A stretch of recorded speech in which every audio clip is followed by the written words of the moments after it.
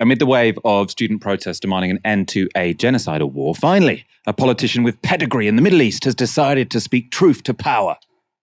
I have had many conversations, as you have had, with a lot of young people over the last many months now. And you're right, they don't know very much at all about the history of the Middle East, or frankly, about history in many areas of the world, including in our own country.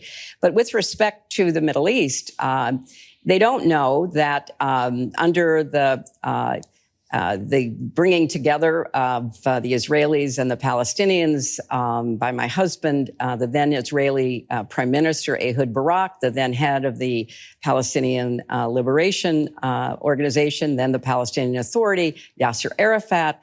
An offer was made to the Palestinians for a state on 96% of the existing territory occupied by the Palestinians, with 4% of Israel to be given to reach 100% of the amount of territory that was hoped for.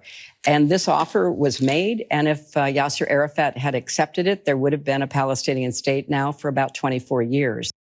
That was Hillary Clinton, backer of the disastrous Iraq War and destroyer of Libya, accusing students of not knowing their history when it comes to the Middle East. Aaron, what is your response to the former Secretary of State? Don't they know they were offered a Palestinian state almost 3 decades ago, which wouldn't have had sufficient water for the people living in that territory to live? Don't they know there was this generous, kind offer? And by the way, the Israeli politician involved in that was killed by an Israeli extremist. Tells you something about Israeli politics. And actually, that was a taste of what was to come in the decades that have followed. By the way, Michael, this is meant to be one of the leading political figures in American public life in recent decades, and she's saying an and an every second word. It's pretty extraordinary, right? People talk about George W. Bush and Donald Trump. Oh, wow, their rhetoric isn't very good. They sound like fifth grade students or whatever. I mean, she can't complete a sentence without umming and ahhing. Look, I said it there. I think my ratio is a little bit better than Hillary Clinton, though. On the point here about dismissing young people, you've just seen there, in the briefest possible time, why Hillary Clinton lost the 2016 election.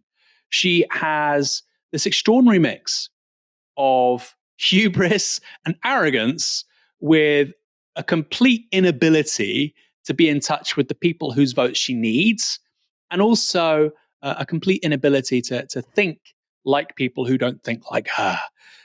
And that, to me, isn't the entire Democratic Party establishment. They're not all that stupid. But I think for a long time, people, myself included, thought, well, this is just the American establishment, the American center. They're insane. They're not worth listening to. I think the experience of Trump and also Bernie Sanders has actually sharpened a lot of people up. They're not so dumb anymore. But we had a little bit of a blast from the past there, Michael, because Hillary Rodham Clinton is still very much in the same place as 8 years ago.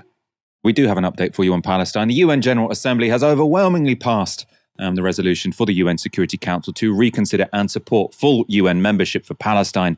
Among other countries, the US voted against and the UK abstained. So you've still got the United States taking a very extreme position. So I think there was only 8 countries that voted against, the United States one of them. So the overwhelming majority of UN members want Palestine to become a full UN member. And it's being blocked by this small minority, this axis of evil. I'm not going to call them the axis of evil, but this group of rogue nations who are trying to protect, sort of, at the moment, what looks like one of the most rogue nations, Israel.